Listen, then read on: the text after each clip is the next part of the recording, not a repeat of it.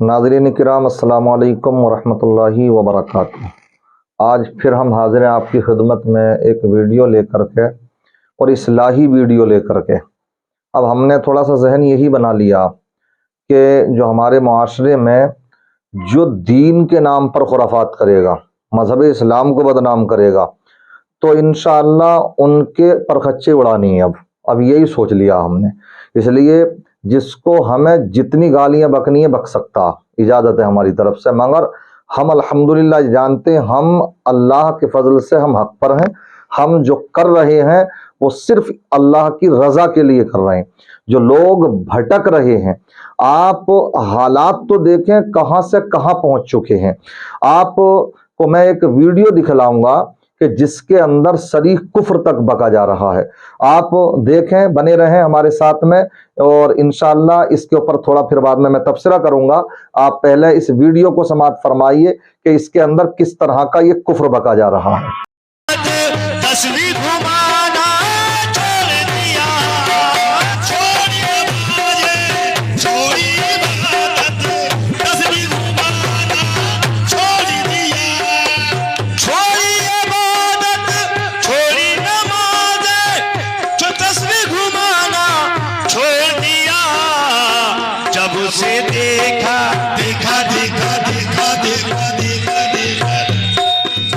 जब से देखा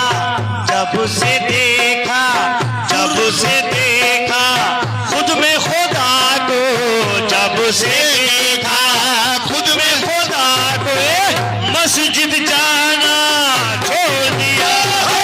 जब से देखा खुद में खुदा को।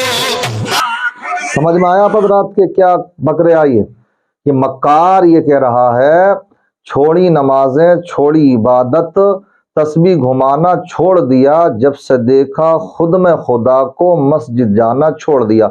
इनकी शक्लें लग रही हैं, कभी मस्जिदों का दामन इन्होंने पकड़ा, कभी इनके चेहरों से जाहिर है। तो ये जो बक रहा है ये सरीह कुफ्र है, क्योंकि इसने सीधे सीधे नमाज की फर्जियत का इनकार कर दिया। इसने इस तरह से जो बकवास की है, ये सिर्फ यही नहीं कि ये अपने ईमान को ले डूबा, बल्कि हम जो बयान कर रहे हैं आपके सामने इसलिए बयान कर रहे हैं कि ताकि इसको सुन करके दूसरे लोग जो हाँ में हाँ मिलाएं तो उनका ईमान कहीं सल्ब ना हो जाए। इसलिए उनके भी ईमान का तोता उड़ जाएगा जो अपने इस तरीके से जो ये बक रहा है इसी के साथ सुर मिलाना शुरू कर दें और वो बकना शुरू कर दें।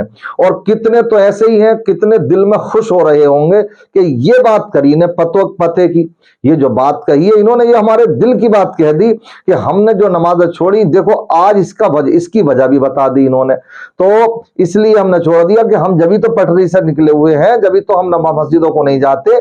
तो ये मक्कारियां जो हो रही हैं, ये जो सरीह कुफ्र बका जा रहा है, मजहब इस्लाम की बदनामियां हो रही हैं, तो इसमें क्या अब हमारा फर्ज नहीं बनता कि हम यहां पर इसके ताल्लुक से आपको आगाह करें, बेदार करें?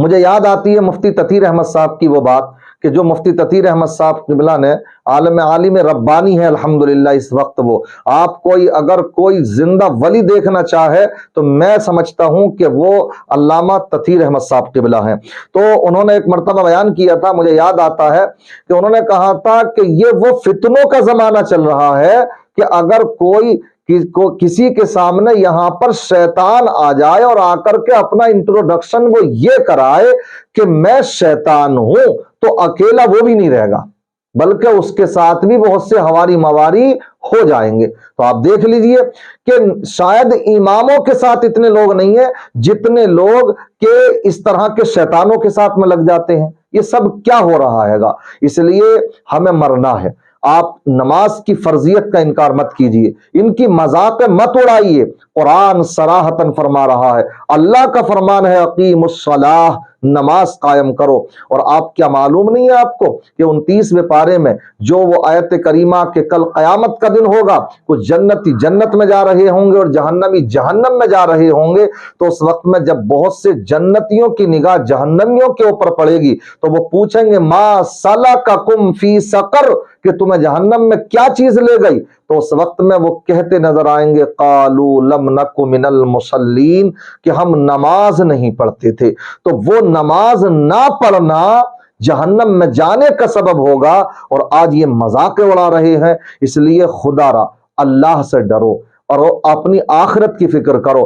یہ تو صرف میں تو صرف وہی کہوں گا، یہ آج کل کے جتنے یہ قوال ہیں تو پہلے تو یہ جاہل ہوتی، ان کو کوئی علم کا پتہ نہیں ہوتا، کسی سے کلام لکھوا لیا، وہ لکھنے والا کیسا ہے، اگر وہ کفر بھی لکھ کر کے دے دے گا جیسے کہ آپ نے دیکھا تو یہ اس کو بھی بک دیں گے، اس کو بھی پڑھ دیں گے، انہیں مطلب ہے پیسے سے، اور ان کی اچھی خاصی فیسیں ہوتی ہیں، اور فیس تو الگ۔